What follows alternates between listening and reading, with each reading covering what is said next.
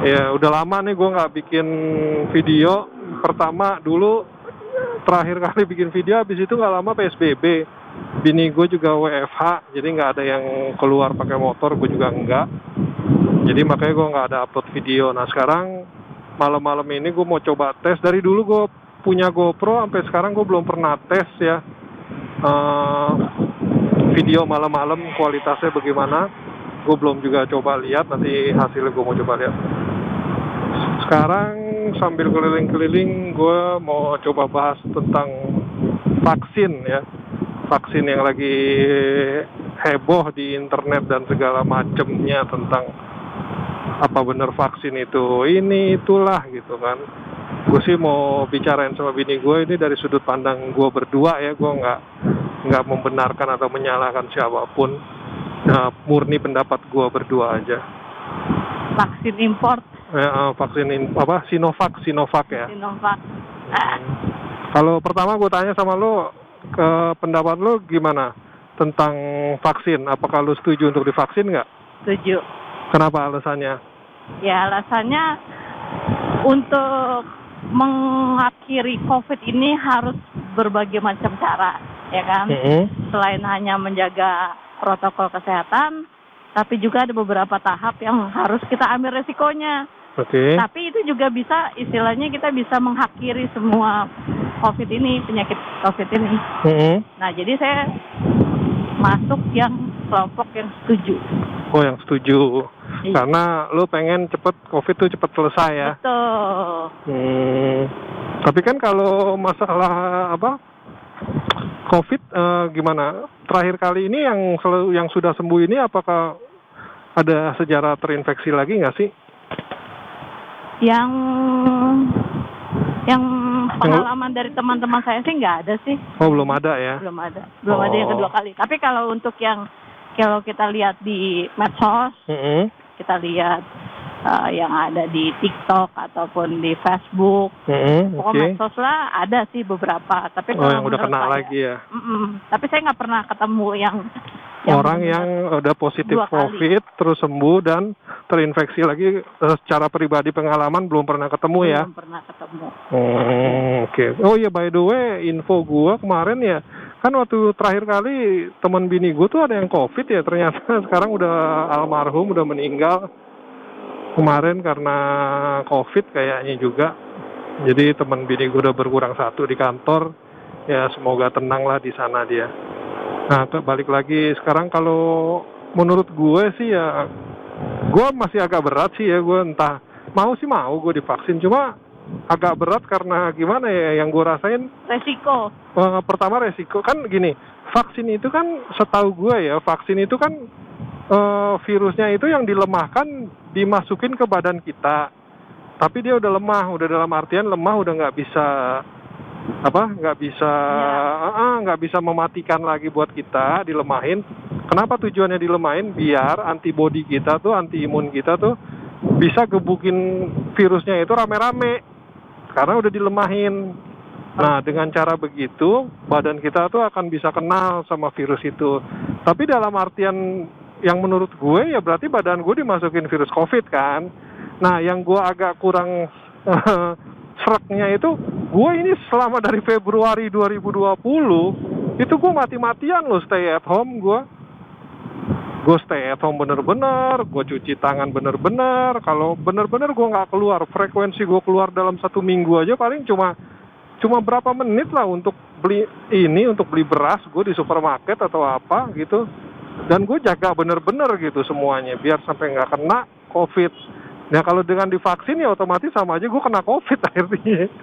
Jadi gue ngerasa kayak buat apa gue dulu jaga bener-bener gitu, yang bikin gue berat gitu. Tapi kalau misalnya semuanya nanti udah suntik kali ya, udah ada suntik, contoh udah ada sampel beberapa orang yang memang udah banyak populasi disuntik dan memang resikonya nggak ada gitu atau minim, bahkan mungkin cuma sakit biasa, ya gue sih nggak keberatan untuk suntik juga.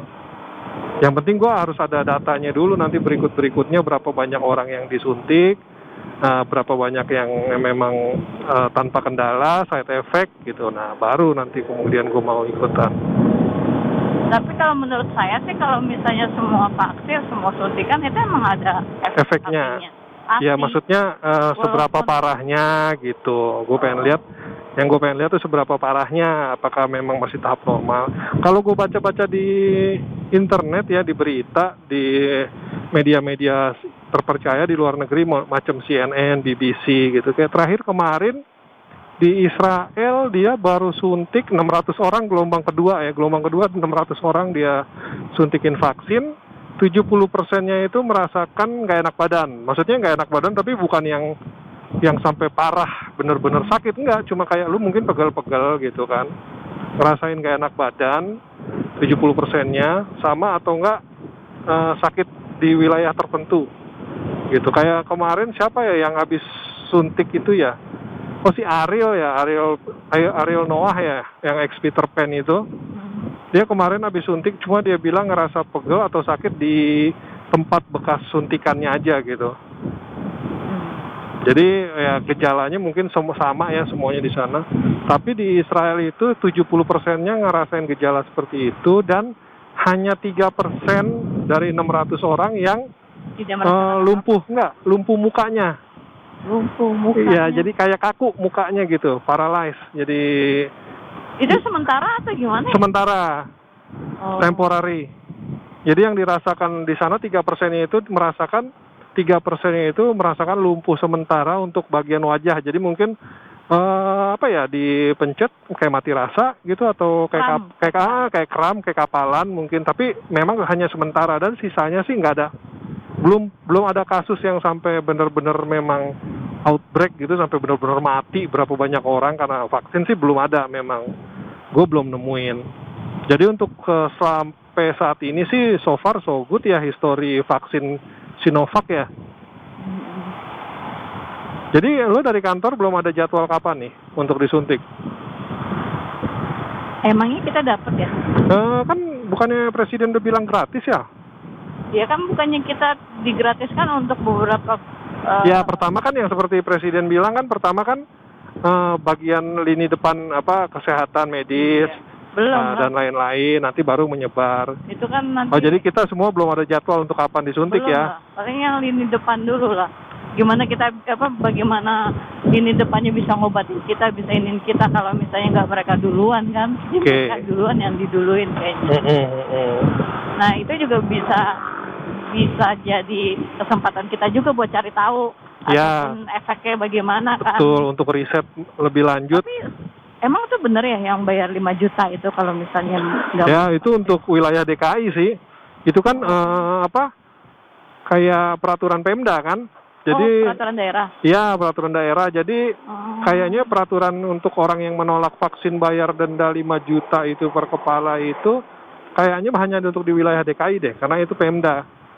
Mungkin di tempat lain, gue nggak tahu ya aturan daerahnya mungkin bagaimana. Teman-teman tahu kali ya. Ya, mungkin kalau misalnya ada yang tinggal di luar dari Jakarta, punya info tentang peraturan itu, apakah punya juga nggak di luar sana, boleh komen di bawah ya. Tapi ya harusnya sih memang ya untuk kesembuhan bersama memang harusnya semua divaksin, tapi bagaimanapun tetap vaksin kan pilihan masing-masing gitu Pak. Tapi kalau aku buat anakku sih, aku lebih milih anakku jangan divaksin. Karena kan ya itu dia, kita balik lagi karena apa? Karena datanya belum banyak. Iya. Kalau pribadi saya setuju. Maksudnya ya, aku nggak apa-apa aku divaksin, tapi kalau untuk anakku agak mungkin kalau datanya ya makanya nanti setelah berapa kali banyaknya gelombang penyuntikan, di situ kita bisa lihat data berapa yang maksudnya yang nggak ada masalah atau ada kasus meninggal atau begini kan kita bisa lihat nanti untuk tapi kedepannya. Kayaknya nggak mungkin lah sampai kasus meninggal. Mungkin ya, ada harusnya soalnya kan itu kan bagaimanapun vaksin yang virus yang sudah dilemahkan kan. Makanya kan ada beberapa kriteria yang bisa orang-orang yang bisa terima itu vaksin kan. Misalnya saya nggak tahu deh secara spesifiknya apa gitu ya. Tapi kalau nggak salah ada prasyaratnya ada beberapa orang bisa vaksin, ada beberapa orang yang nggak bisa Begitu. divaksin. Oke. Tapi emang ya gue pengennya sih ya semua selesai cepet gitu kan. Tapi sebenarnya berapa banyak sih yang udah disuntik? Nggak, maksud saya udah berapa banyak sekarang penderita COVID-nya ya? Wah, udah lupa. Karena saya liatin itu mengkhawatirkan karena katanya sampai rumah sakit sampai penuh sampai Wisma Atlet sampai penuh ya? Oh, nggak tahu deh. Atau nggak sebenarnya bener apa tidak ya? Nggak tahu. Soalnya temen lu yang kemarin dirawat di Duren Sawit sih udah pulang ya, jadi kita tuh nggak dapat update lagi tentang bagaimana pasien COVID di dalam rumah sakit. Itu kan kalau misalnya di Bangsal kayak gitu, nah biasanya selama ini kan teman saya kan di kamar sendiri kan. Nah kalau misalnya di Bangsal itu gimana bisa kesempatan sembunyi ya? Oh, karena udah kamarnya udah full ya? Iya, karena katanya kamarnya udah full, tapi nggak tahu juga ya bener apa enggaknya ya. Karena kan sekarang udah nggak ada lagi temen yang Iya, kita nggak punya info. Kecuali kita ada temen yang lagi dirawat, kita bisa ngomong. Tapi selama kita nggak punya info, kita nggak berani ngomong karena takutnya hoax atau bagaimana kita juga nggak tahu kan. Pokoknya di sini yang kita bahas itu cuma yang memang kita tahu infonya. Udah, selebihnya kita nggak mengira-ngira, kita nggak pernah nyebarin sesuatu hal yang kita belum tahu pasti gitu kan. Tapi yang PSBB kedua ini lumayan ketat juga ya, sampai Indomaret sampai tutup. Iya, sekarang Indomaret cuma hanya sampai jam 7 gitu. Ya. Iya. Apa minimarket ya? Minimarket semuanya sampai jam 7 gitu. Dan ketat, agak lebih ketat dibandingkan PSBB pertama itu ya. Iya. Tapi kalau untuk mengenai kantor kayaknya nggak terlalu deh, ya udah mulai. Kantor gimana? Masih normal? Waktu kemarin kan, waktu saya makan di kantin, ya ada pemeriksaan itu sweeping. Jadi dalam satu wilayah tempat makan itu kan di kantinnya nggak boleh lebih dari berapa gitu. Oh, dibatasin ya per kantinnya. Dan itu emang harus pakai protokol, pakai masker atau enggak duduknya juga nggak berhadap-hadapan, harus jarak. Iya, ada selang-selingnya. Iya. Terus kalau misalnya ditanya, katanya jangan langsung bilang bahwa emang kita kerja di situ, tapi kita lagi berbelanja. Gitu. Karena ya nggak tahu ya, apakah emang nggak boleh kan ya, harusnya ya, selesai. Iya. Gitu. Tapi lumayan cukup ketat kalau untuk yang sekarang ya. Maksudnya sampai saya sendiri lihat bahwa emang disidak. Disidak. Tapi nggak tahu di tempat lain. Ya. Kita lihat ya sekarang jam 7 bener-bener udah. Iya, udah sepi jalanan ya. Jam 8 aja udah kayak bener-bener udah kayak zaman dulu. Ingat zaman dulu jam 7 malam aja udah pada di rumah semua. Iya. Tapi ya bagus ya kayak gitu. Ya pokoknya semoga cepat selesai sih. Gue pengennya beres gitu semuanya kan. COVID beres, kita bisa balik normal, bisa nonton bioskop, bisa nongkrong. Tapi bioskop itu gimana nasibnya ya? Tapi kan terakhir katanya bioskop juga udah pakai protokol, jadi mungkin nggak bisa full semua kali. Oh. Misalnya kapasitas 90 paling dibagi 2 untuk selang-seling 1 atau bagi 3 gitu kan. Oke. Mungkin ya, gue juga belum pernah coba nonton bioskop soalnya di saat pandemi begini. Kita juga nggak berani kali kalau nonton bioskop. Iya. Masih belum berani ya. Jadi kalau di bioskop nggak usah makan, nggak usah buka masker mungkin. Iya. Nonton nggak usah makan, nggak usah minum, gimana rasanya?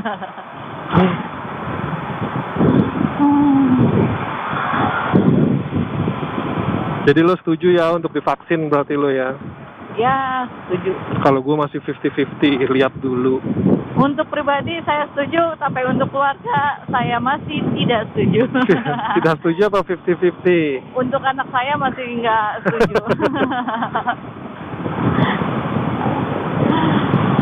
Karena tapi cuman kalau misalnya memang diwajibkan pemerintah ya mau nggak mau, Iya. saya juga harus divaksin. Sebagai warga yang baik harus taat peraturan ya kan. Karena kan pemerintah pasti ada, nggak mungkin mencelakakan juga kan pemerintah. Iya, kalau memang sekarang gini sih sebenarnya, kalau vaksinnya itu berbahaya gitu kan, tujuannya apa gitu untuk suntikin ke kita, iya kan? Nggak mungkin lah berbahaya, masa dia mau ngurangin penduduknya sendiri gitu kan? Tapi itu sampai dokter terawan itu sampai mengundurkan diri atau gimana? Atau Oh, menteri itu nah, nggak tahu deh gue itu. dan nggak mau disuntik nggak setuju untuk tanda tangan. Tapi kan itu nggak tahu ya, itu berita yang belum kita pelajarin lagi kan. Nggak tahu itu siapa, yang bukan terawan ya, yang cewek itu yang PDI Itu ya. DPR ya. DPR itu. Tapi yang nggak, saya dapat berita ya dokter terawan itu tidak mau tanda tangan apa gitu. Oh, tapi nggak tahu untuk masalah apa, lu belum baca. Mengenai COVID ini, mengenai vaksin COVID ini. Iya, maksudnya tentang siapa? Apakah keluarga yang disuntik? Lu udah baca beritanya belum? Beritanya baca, cuman jadi yang dia tolak itu apa gitu? Untuk masuk ke Indonesia, untuk itu kan menteri itu kan pasti harus tanda tangan kan, harus KFT atau apa. Nah itu dia kayaknya nggak tanda tangan, nggak setuju. Tapi itu belum tahu, itu mungkin hoax sekali. Ya pokoknya rajin-rajin baca berita, jangan hanya berita-berita di dalam negeri gitu. Kadang kita juga perlu nambah wawasan, baca misalnya berita lain gitu, kayak di luar negeri, biar kita bisa sinkronin data gitu kan. Tapi walaupun kita udah divaksin juga tetap harus pakai protokol kesehatan. Iya, nggak boleh sembarangan. Nggak bisa sembarangan ini penyakit karena. Nah, jadi pertanyaan gue berikutnya adalah kalau masih untuk protokol, untuk apa vaksin gitu? Enggak, maksudnya kan untuk mencegah aja protokol kesehatan. Memang ternyata terbukti kan kita ngejalanin protokol kesehatan, kita jarang sakit, terus ya kita bisa ya. Tapi ya itu dia, benar memang selama COVID masuk ke Indonesia ini sih ya, yang dengan adanya pakai masker, cuci tangan, ini itulah. Yang gue rasain ini memang sekarang itu gue tuh udah nggak pernah jarang banget sakit. Dulu waktu belum ada PSBB kita makan sembarangan kan, baru beli makan, nggak cuci tangan, langsung makan. Oh sekarang kita panasin dulu, baru kita makan. Itu tuh gampang banget, sakit sebulan mungkin bisa 3 kali sakit kali, entah flu, entah batuk. Nah ini sekarang dengan adanya kondisi COVID di mana kita harus cuci tangan, makan dipanasin segala macem gitu kan. Wah itu dalam sebulan jarang banget sakit, bahkan bisa 2 bulan tanpa sakit pun udah pernah ngerasain gitu gua. Istilahnya ada sisi positifnya. Iya. Tapi saya bingung ya, kalau misalnya di Cina dulu kok terlalu ekstrim ya. Apanya? Untuk keadaan sakit COVID-nya itu gitu. Coba kita bandingin ya di yang kita tonton sama yang di Indonesia gitu kan. Ekstrim keadaannya gitu maksudnya. Sampai ngumpul semua, terus sampai pingsan. Oh, sampai ada yang jatuh-jatuh di jalanan gitu ya. Sampai kejang-kejang gitu kan. Bahkan kalau di Indonesia justru dia nggak ngerasa kalau dia COVID. Tapi Indonesia sempat ada yang jatuh-jatuh di jalanan loh. Ada. Oh. Lumayan, walaupun kasusnya nggak kayak di Wuhan. Oh tapi, iya ada tapi nggak banyak ya. Bahkan gue sendiri pernah nyaksin Gojek jatuh gitu, lagi bawa motor tiba-tiba jatuh dan nggak ada yang berani deketin, karena kita nggak tahu dia kenapa gitu. Mati tapi jadinya. Oh nggak tahu, tapi langsung diteleponin ini kan, telepon ambulan. Sama itu waktu kemarin kan yang saya lagi nunggu bis ya. Terus saya lihat yang bawa motor, saya nggak tahu itu suaminya apa suaminya istri gitu. Tiba-tiba langsung jatuh tepat di depan saya gitu kan. Saya bilang, itu udah kayak nggak kejang-kejang dulu, terus berapa lama udah nggak bergerak lagi gitu. Saya nggak tahu itu kenapa ya, makanya apalagi kalau lagi COVID begini kadang kesiannya apa, kalau udah jatuh begitu kita nggak bisa nolong gitu karena kita nggak tahu dia kenapa, apakah memang terpapar COVID atau enggak. Iya, kita nunggu dulu ya. Iya. Sedangkan para medis aja yang pakai APD lengkap aja kadang bisa kena COVID juga tertular ya. Padahal aneh ya udah pakai APD ya. Oh. Tapi kalau misalnya emang bener ya pakai APD aja bisa tertular, berarti semua perawat dong. Iya, makanya maksudnya pasti ada celahnya kenapa dari APD bisa tertular, itu ada apa? Ada yang dilanggar. Ya, ada yang lupa gitu. Entah itu cuci tangan atau enggak atau mandi gitu. Karena enggak sembarangan. Tapi itu penyakit yang kan kita udah ada vaksin, kita kan bakalan disuntik vaksin. Nah, terus kita juga udah terbiasa jaga kesehatan kan. Nah, virus itu dengar-dengar kan bermutasi ya. Iya, makanya semoga aja belum itu kan yang terakhir kali berita bermutasi di Inggris kan. Iya. Di kita nggak tahu di kita bagaimana mutasinya, tapi semoga aja belum jauh mutasinya itu belum berubah jauh dari pertama. Nah itu efek yang bermutasi itu untuk vaksinnya itu berpengaruh apa? Harusnya sih kalau menurut gue ya sebagai orang awam ya dengan logika gue sih, misalnya vaksin virus A masuk ke badan kita, di vaksin A-nya juga dimasukin. Pertama kan vaksin A virus A dilemahin, masukin ke badan kita, terus digebugin kan. Terus tiba-tiba virus A-nya itu bermutasi. Nah, mutasi itu kan nggak langsung jauh gitu tingkat mutasinya, paling ada satu tingkat. Misalnya gini, di Indonesia bermutasi jadi lebih tahan panas, tapi tetap bagaimanapun masih virus yang sama gitu. Kecuali soalnya gini, nggak mungkin lah virus langsung bermutasi dari misalnya virusnya kambing langsung bermutasi jadi kuda, enggak. Pasti tetap kambing walaupun punya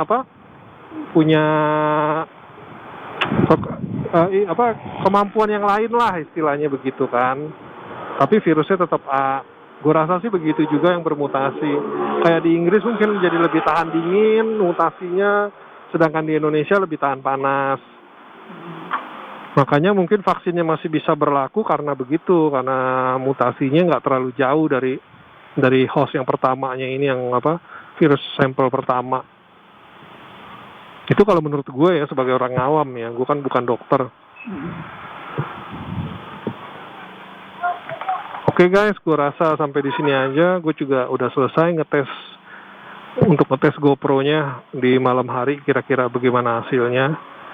Jangan lupa klik like, share, and subscribe kalau suka sama channel ini. Ya pokoknya kita di channel ini berusaha semaksimal mungkin, nggak akan pernah nyebarin hoax, semua berdasarkan pengalaman kita sendiri atau dari media-media kredibel yang udah memang kita lihat-lihat lagi, kita cocokkan apakah sama di luar sana dan di sini. Oke, sampai di sini dulu. Gua pamit, sama bini gue juga pamit. See you, bye-bye.